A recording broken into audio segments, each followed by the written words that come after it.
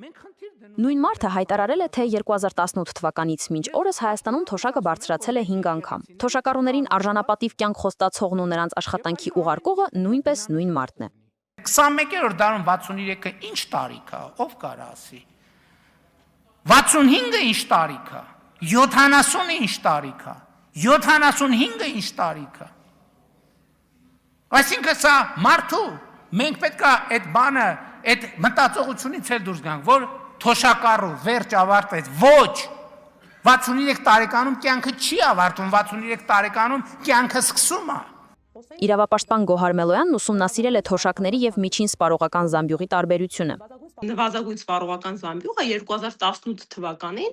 մեր երկրում արժեցել է 49,000 դրամ։ 2024 թվականի պաշտոնական տվյալներով այն գրեթե կրկնապատկվել է շուրջ 76,000 դրամի է հասել։ Այն պարագայում, երբ միջին կենսաթոշակի չափը 2018 թվականին եղել է 43,000 դրամ, այս 2024 թվականին դարձել է ընդամենը 49,000 դրամ։ Հասկանում եք, չէ՞, կոռելացիա շեղումը թվերի։ Սպառողական զամբյուղի, այսինքն սննդամթերքի մթերքների գինը գրեթե կրկնապատկվել են ընդհանուր առմամբ վերցված։ Իսկ կենսաթոշակը շատ չնչին տոկոսային հարաբերակցությամբ է բարձրացել։ 40,000 թոշակա։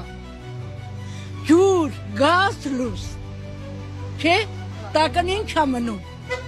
Ինչ է մնում տակազից։ Էնել ծմեր, բարելիք։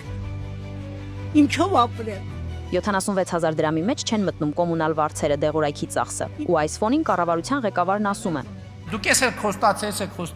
խոստացել, չեք արել, այն չեք արել։ Կներեք, մենք խոստացել ենք, որ առողջապահության ապահովագրություն լինելու է, բայց չենք խոստացել, որ թոշակառուն դրա համար չի վճարելու։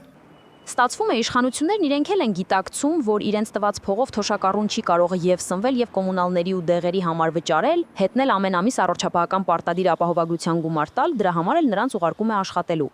Ուղերձը այն էր, որ մարդը խե է գնում թոշակի եւ ապավինում պետության օգնությանը, եթե ինքը դեռ աշխատունակ է։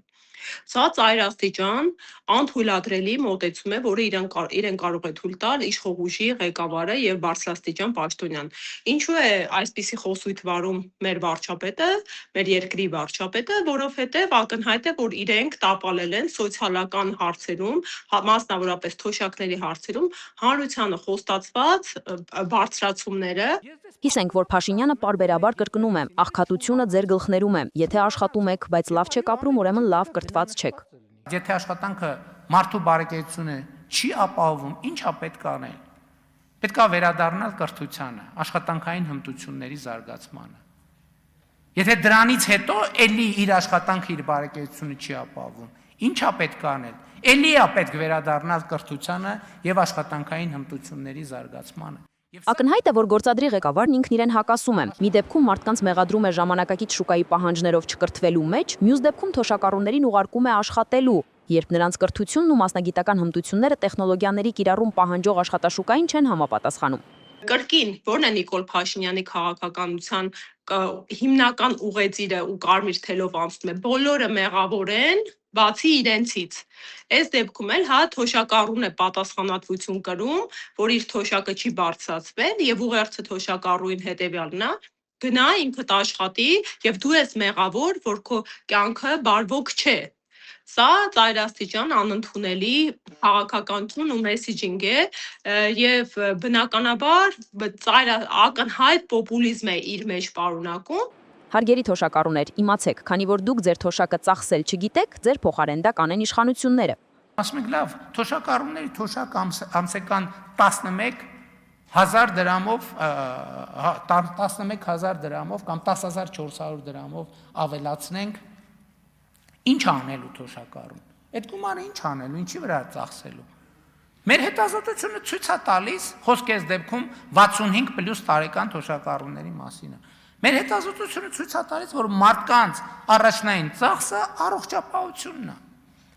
Հիմա հետևաբար ինչի մենք մարդկանց տանք այդ փողը, որ ինքը չիմանա, թե ինչպես այդ փողը արդյունավետ օգտագործի իր առողջապահության վրա։ 2026-ի հունվարի 1-ից թեժ է լինելու։ Դա կանխատեսել են անգամ իշխանական շրջանակները, երբ առողջապահական պարտադիր ապահովագրությունը սկսի գործել։